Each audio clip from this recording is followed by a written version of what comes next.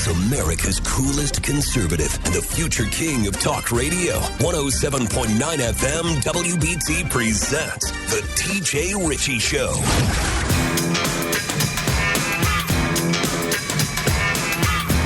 Hour 2, ladies and gentlemen. Hour number 2. With the most famous and legendary active radio personality in Charlotte. If you miss any of this show, make sure you can go pick up the whole thing on a podcast at WBT.com or TJRitchie.com. That's TJRITCHIE.com. You can hear the whole show right there if you miss any of it. At TJRitchie.com, you can also hear my morning show that I do, the TJ and Riggins Show. It's fun. It's a lighthearted kind of thing. It's not all heavy on the issues like this one. It's kind of along the same subject matter like the Ace and TJ show used to be back before I was a has-been radio person. But be that as it may. All right. You know, I tell you because I always am honest with you about what's going on in my world personally, or where my thoughts are that may not have anything to do with, analyzing the issues of the day. And I tell you sometimes, I've been wading through all of the news and everything, and I'm just depressed because everything is terrible. I've been mad, frustrated all day keeping up with all this stuff. But then there are days like today when there have been several things that just made me laugh. I mean, just laugh out loud. That's what I've been doing, and this is one of them. Seems that little Sandy Cortez said something that has gotten some eyebrows raised, and it's not just usual stupid stuff where she's just blah, blah, blah, blah, blah, saying idiotic things that are just wrong. This seemed like it had some meaning behind it. So there's a guy, and you can't judge a book by its cover, and and I don't know how you would say you can't judge somebody by the way they sound, But this guy that was asking these questions, he sounded like he was clearly gay, and the question lend itself to also think that it may have been coming from a gay perspective. He asked her, what are we going to have first, a woman president or a gay president, a gay man president? Listen. Female president first or a gay president? Oh, well, we don't know if we've already had a gay president. Hey, that's true. I think there are chances that maybe we have, but I don't know. If you had to guess, what do you think we'll have first? Because a lot of people are like, we tried female candidates a couple times in a row. Yeah. They didn't work out. So, Democrats are now a little bit hesitant about doing it again. I mean, honestly, I think anything can happen. I don't really buy into the skepticism. A man has lost almost every presidential election as well. And so when it comes to women, I think it's more about what we're actually fighting for, right? As opposed to the body that we're in. And so I think it's about not taking, big money, fixing campaign finance reform and trying to fight for people and, raise wages and help people make a living. And I think that if we have someone who fights for the right things and speaks to the right people. All right. None of that's important. None of that part of what she said is important. This is the important part. Listen again. Are we going to have a female president first or a gay president?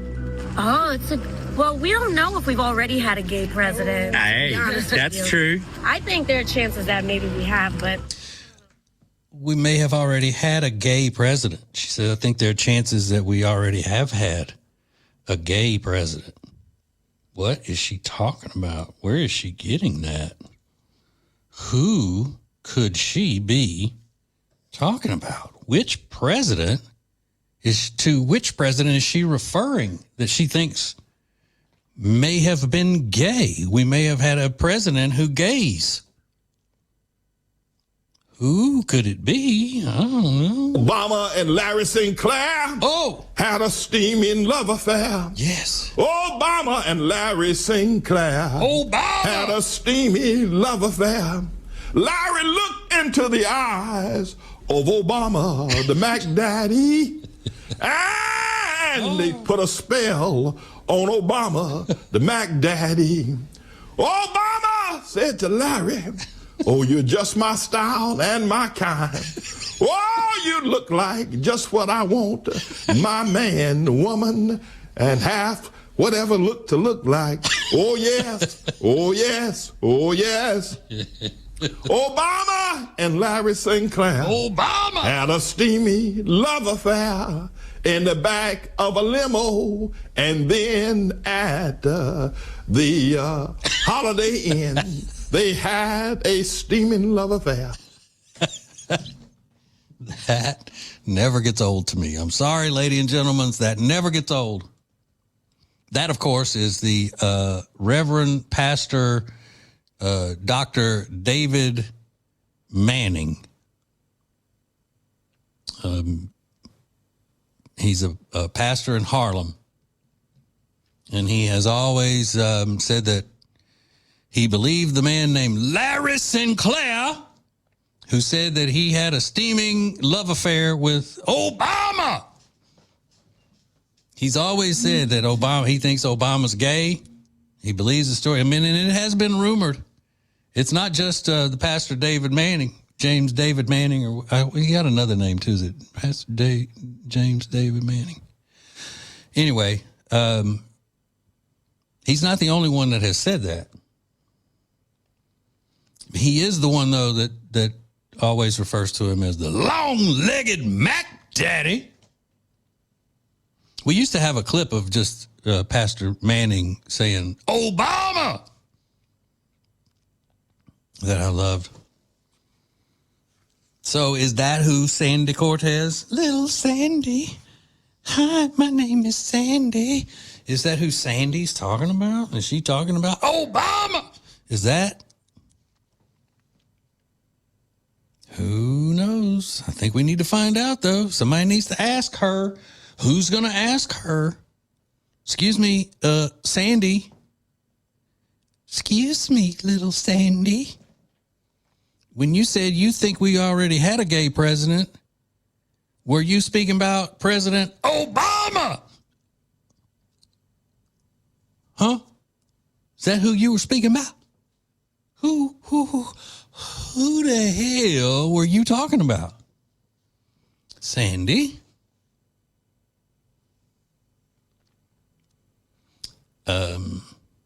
Now she would probably take the coward's way out and say, probably one of the founders, one of the slave owners. She'd probably say that's who she was talking about. The ones that wear the wigs. She'd probably say they're trans too, because they were trans because they wore wigs. Huh. It is fun though to get into this gossip. That Larry Sinclair, he wrote a book about it. He wrote a book describing his sexual liaison with Obama.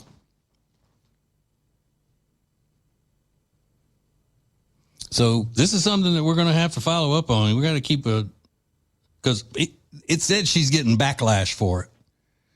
So I don't know whether that's other Democrats like, what are you doing?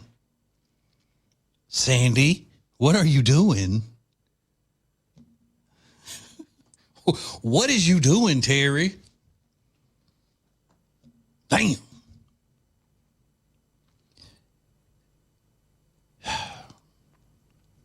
Which, by the way, that's going to be stuck in your head now. You're going to have a song headache. It said you're going to be putting your kids to bed tonight, and you're going to be singing, Obama, Larry Sinclair had a steamy love affair.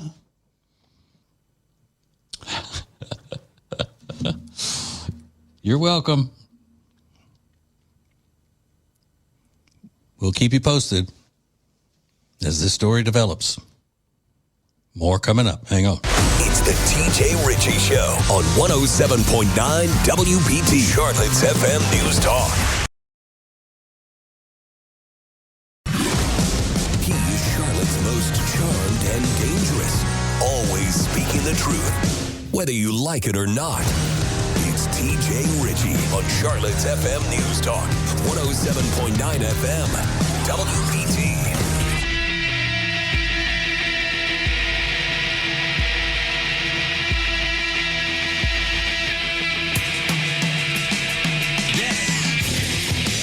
America's coolest conservative, rocking at the speed of light, lightning running through my veins, because I am the main. Listen, ladies and gentlemen, tonight is special. If you call or text into this studio, it must be a compliment for me. If it is anything else, you will be banned from listening to the show. And I will do it. 704-570-1079 is the number. The complimentary text line is driven by Liberty Buick GMC. There's a story that is just breaking out of Oklahoma. It's Oklahoma State Senate candidate Barry Christian, who's a Republican, has been found dead in his car after being reported missing. That's all that I see on the story now. Hey, Lonnie Ray, could you see if Andrew can search more information on that, see if if they've released any more details, please? Thank you. Okay.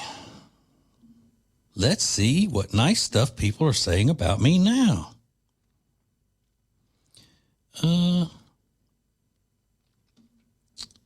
TJ, hubby and I just love your show. Hope we can meet you someday. Keep up the great work. It's much appreciated. You make us laugh. Don't change a thing. Thank you very much. I would love to meet you and hubby. I'm big with the hubbies. But I'm very grateful for every single person following my rules tonight with the compliments. You people know how to listen. You can follow directions. Thank you. Thank you, thank you, thank you. Where are we now? Oh, okay. Here we are. Now, this is, I don't know when this was. I'm guessing that it hasn't been recently, but it's not in that, too far in the past. But it's Stacey Abrams, who's a loser politician in Georgia. She's ran for governor, I think, at least twice. She lost both times. And then after she lost the first time, they treated her like she won, and that just kicked off her career as a political analyst on all the cable news, not all of them, but the ones on the communist cable channels. Rush Limbaugh used to always talk about how Democrats fail up. A Democrat politician can just bottom out and fail miserably, and then they get promoted, and they they'll go to them like they're a bigger expert than any of them. So what she was doing in this clip, and it's a long clip, and I'm not going to play the whole thing, but you'll get the idea. She is explaining why, because she's a race baiter, race hustler. She's one of those Marxists that is constantly having. I mean, she makes her living off of being a race hustler, in my humble opinion. And she's singing the praises and telling us why it is so important that we have the Southern Poverty Law Center, the group that the FBI says was paying the KKK and white supremacist groups to go out and cause havoc. So then they could come and say, look, we're fighting this hate. This hate needs to be fought. Send us money. Like an arsonist setting fire to a building, and then coming out and being, part of the fire department. Say, hey, we need more money for the fire department. So here's Stacey Abrams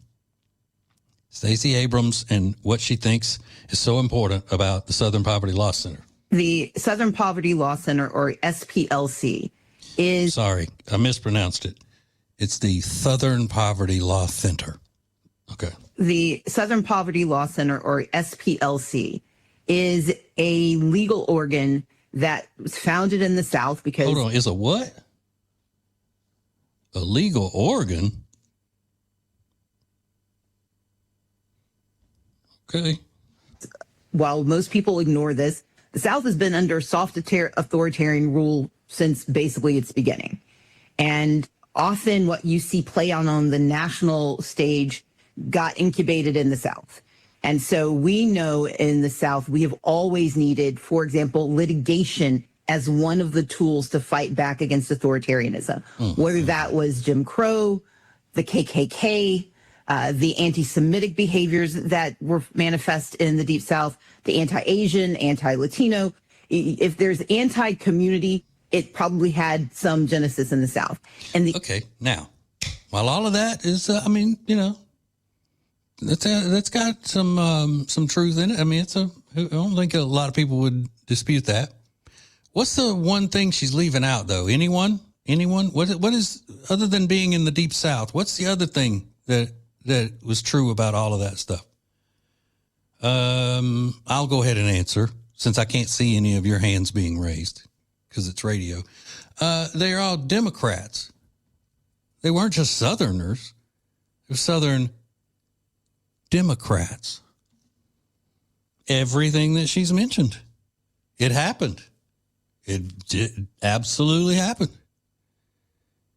But it happened under the logo that she wears on her chest. And that would be the big D. She loves the big D. She's obsessed with the D. And the D is where all of that racism, all of that white supremacy, all of that prejudice, it all came from that big D that she loves so much. PLC has spent its decades fighting back. It recognizes what hate groups are and says, we're not going to let you get away with it. We're going to tell people about you. It doesn't recognize what hate groups are because it hasn't recognized that the Democrat Party is a hate group in general. Not that I know of. Because you think about it, ladies and gentlemen, if all of those things, the hate, the racism, the bigotry, the anti-Semitic behavior, the homophobia, all of the things, if all of that happened under one group, wouldn't you think that that group would be considered a hate group? In any other normal world, it would be.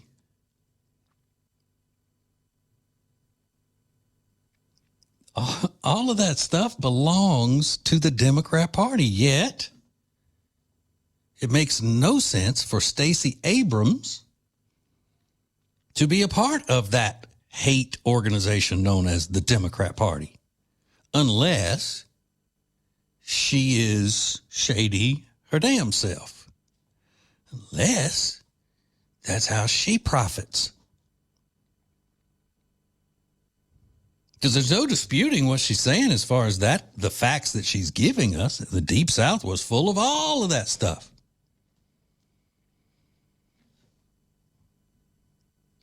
But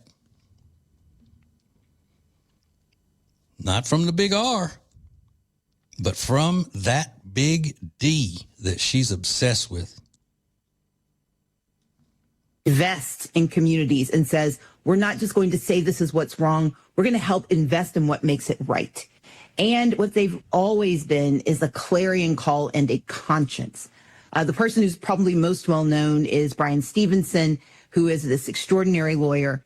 And what the SPLC has always done is fight for the underdog and fight against authoritarianism, especially when it is driven by hatred and meanness. And that is why they are under attack by this administration and by this regime, because the SPLC is the worst possible opponent for authoritarianism. Wow. So paying white supremacist groups and KKK and all the big ones to act in violence, that's fighting against hate. I mean, if that turns out to be true. Now, that's still that's still up to be proven in the court and all that stuff as to whether or not they paid off these hate groups, quote unquote, these white supremacy groups.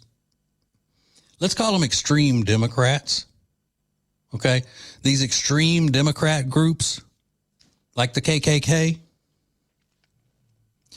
So, it still has to be proven that they paid the extreme Democrat groups like the KKK to go out and cause mayhem, and they manufactured these white supremacy uprisings.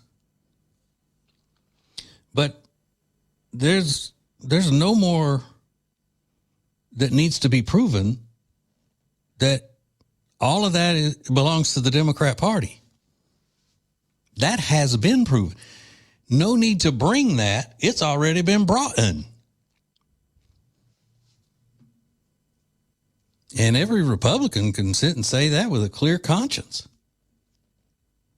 And look, I am a deeper Southerner than most people listening to the show right now. But none of that falls on me or my people. And none of that stuff she mentioned falls on my people or me, being from the deep, deep South, because we're not Democrats. That's why, in all seriousness, that's why I truly cannot understand a person who can call themselves a Democrat and walk around proudly as a member of a party that is as guilty as this Democrat Party is of the things that it has done against minority groups and against certain religious groups and all of those things, unless you are either uninformed and naive, gullible, or you're on the take. You're shady.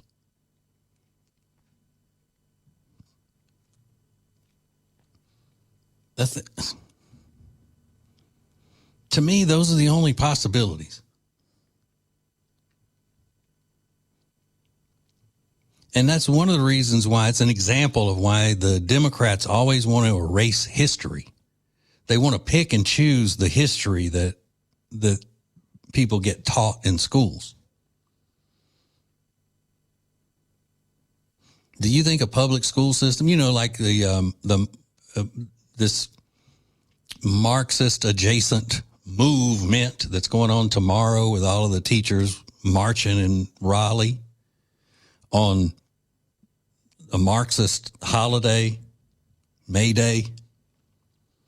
Do you think they're teaching about the Democrat Party and its deeply rooted history of racism and white supremacy and segregation now, segregation forever?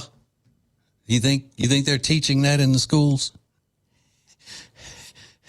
Hell no. No, they're not. Okay. I just thought that was interesting. I'm going to throw it out there. Hang on. We got more coming up next. It's TJ, the green-eyed patriot, on Charlotte's FM News Talk 107.9 WBT. Delivering pinpoint political and cultural analysis with wit and Southern charm. It's the TJ Ritchie Show on 107.9 FM WBT, Charlotte's FM News Talk.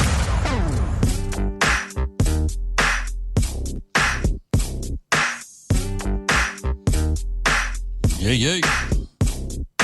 The realist in the business, ladies and gentlemen, dropping truth bombs all over the place. Boom. Southern by birth, conservative because I'm a free thinker. 704-570-1079. That's the number. It is compliment TJ night. Only compliments will be accepted. Anything less would be uncivilized.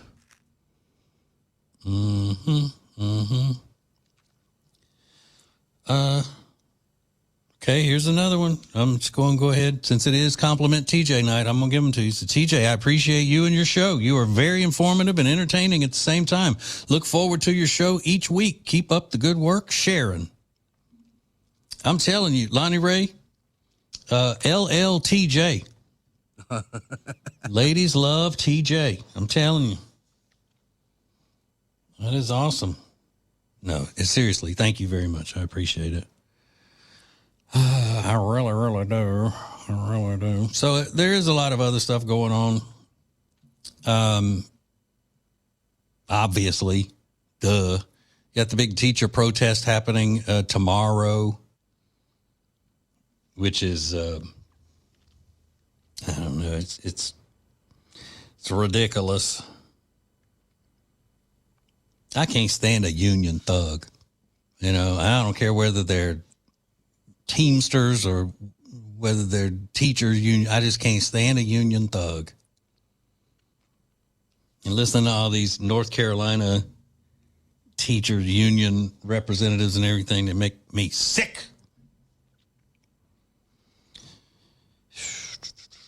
Making me sick. So I don't know whether anybody's asked them or not why they chose the communist holiday of May Day to do it. I know why. Well, I'm pretty sure why, but has anybody asked any of these union thug spokespeople? I haven't seen that. Why they chose the communist holiday. I have a clip here from one of the big wig union thugs reading a statement from his computer. I got this from Nick Craig, from the Nick Craig show that's on right after this show. I tell you, I mean, Nick Craig is he's just like everybody else, all the other people that are on this radio station. I mean, he's great, solid. This is Brian Prophet, who's the vice president of the North Carolina Association of Educators, a.k.a. a union thug. I guess he would be the chief union thug. Listen. This Friday, for the third time in 8 years, close to 20 school districts across the state have closed in solidarity with educators who have put in our hard-earned personal days to spend our day working in Raleigh, our state's capital, advocating for our aims to draw... Wait, I'm sorry, I skipped ahead a little bit. I'm going to start it over, but why do all these liberal men sound alike? Why do they all sound alike? They all have the same delivery and the same softness to their voice. And why do they say, I'm not making any comments about their sexuality or anything like that. I'm just saying, and it doesn't matter whether this is a union thug. This is what I suspect to be a cold-blooded union thug. And he still sounds soft. And it doesn't matter whether they're North Carolina teachers union or, whether they're on MSNBC as an intellectual working at some university. I mean, they all seem to sound the same. Okay, sorry. It's just kind of stuff that bugs me and I have to say it aloud. Okay, here we go. This Friday, for the third time in 8 years, close to 20 school districts across the state have closed in solidarity with educators who have put in our hard-earned personal days to spend our day working in Raleigh, our state's capital, advocating for our students and our schools and our communities. Okay, this is just a side note. I just noticed this. The fact that he has to say that Raleigh is the state's capital tells me that he and his teachers haven't done a good job educating the people. And he knows it. Why would he have to say our state's capital if he is confident that the people watching this little video that he made have been educated properly? If he's confident in the way they've been educated, why does he have to say that? He's thinking, we didn't do these kids right. Now they're adults. They may not even know that Raleigh is the state capital. Part of the Kids Over Corporations campaign. All right, so there you go. There's a Marxist phrase. Kids over corporations. Okay. That campaign aims to draw a moral line in the sand and demand that politicians join up with the overwhelming majority of North Carolinians who, in poll after poll, name that they want more investment in public schools, an end to corporate tax cuts, a restoration of our... They're not saying end to corporate tax cut. Come on.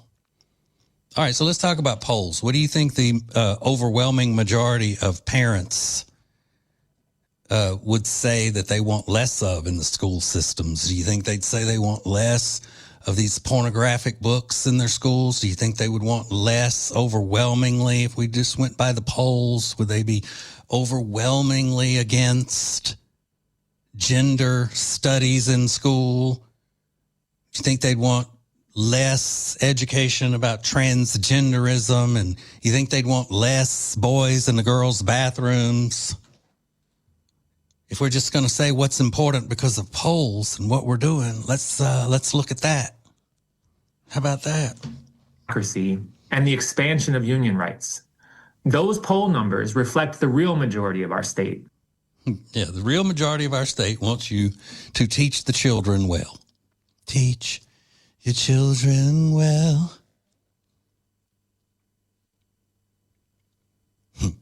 And they want accountability. So when you're up in there and you're demanding in your Marxist ways against corporations, tax cuts, corporate tax cuts, why don't you agree that your teachers have more accountability? Why don't you agree that your teachers will start acting more professional, starting with the way they dress and present themselves to the world like they care? Why don't you do that? I wonder what he makes being the president of North Carolina Association of Educators. Maybe nothing. I'd just like to know. I'd like to know that.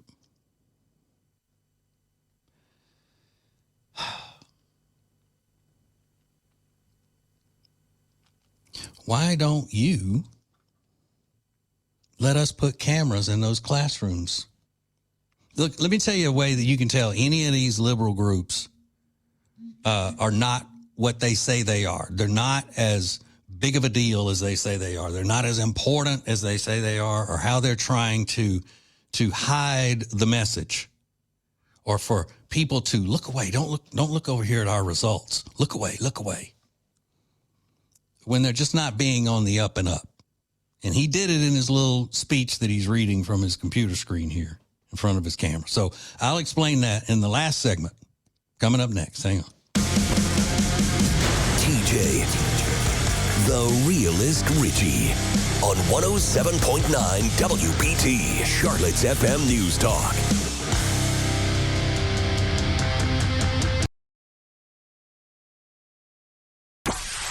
If you're an emotionally fragile liberal and would like to complain to WBT management about TJ, don't waste your time. They don't like him much either. Back to the TJ Ritchie Show on 107.9 FM, WBT, Charlotte's FM News Talk.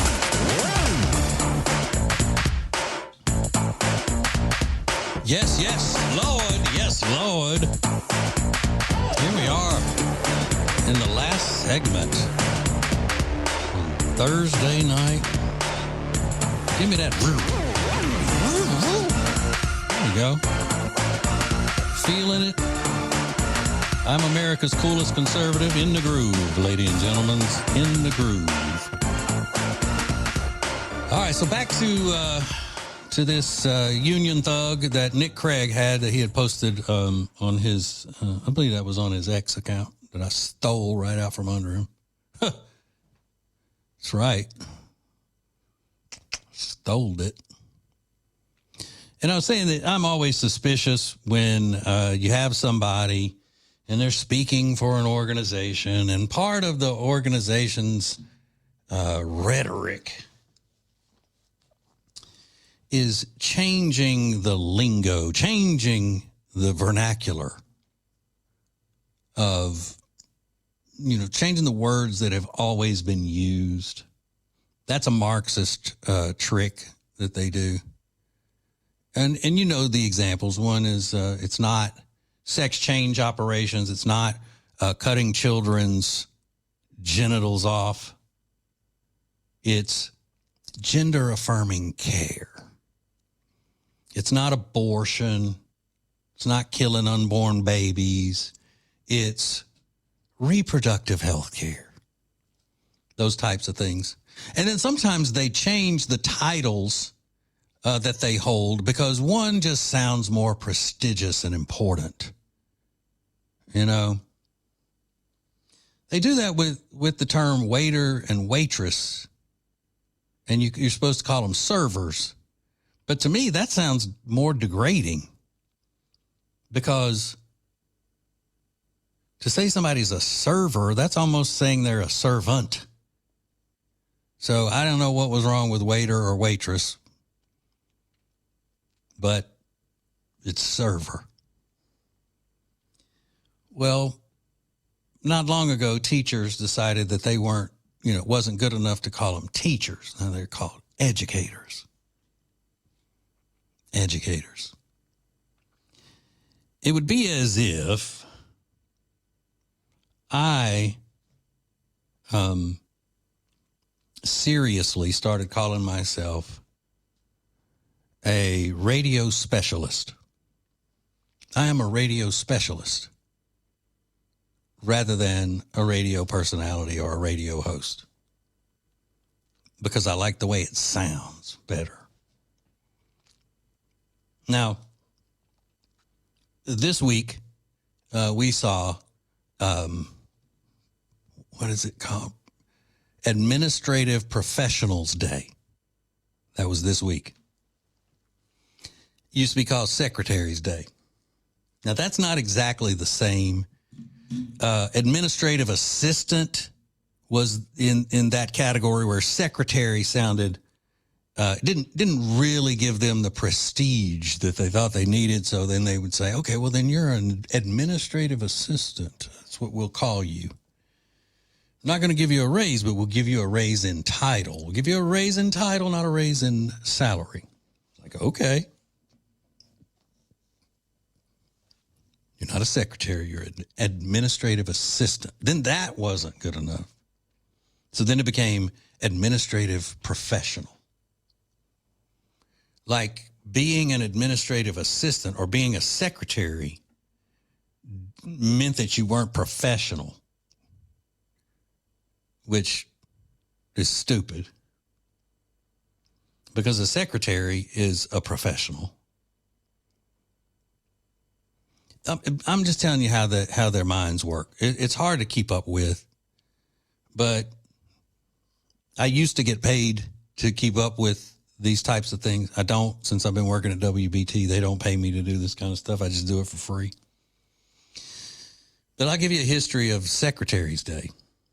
But anyway, this guy calling, when teachers start, the downfall of our education system, well, first of all, was when it went public. When it became a government-controlled entity. That was the first thing. Second thing is when teachers were allowed to start wearing jeans, and then it just devolved into basically teachers wearing pajamas and face piercings and, not even running a brush through their hair before they go to work. And And then, they're called educators now instead of teachers. But with Secretary's Day, it started out being Secretary's Day, and then the boss was usually a man. And then he would get the secretary something to show that he appreciated her on Secretary's Day. Get her a little gift. Okay, well, then women became bosses, and then the women bosses would get their secretary a gift. Well, I know everything there is to know about women, and what had happened was you can't come into a workplace where there is more than one woman and give only one woman a gift, or you're just looking for trouble.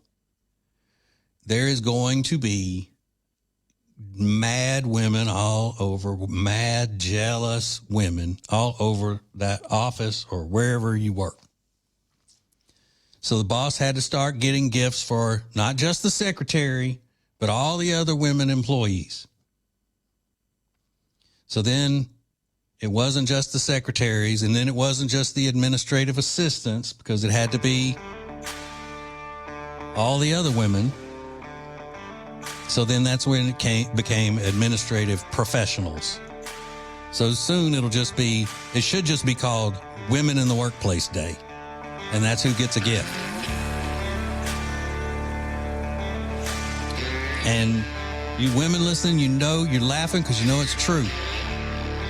If somebody walks into work and hands one woman a gift and said, this is your gift, your trinket, because we appreciate you, you're going to go, well, what about me? Why don't I get a trinket? Why didn't I get a gift? You don't appreciate me?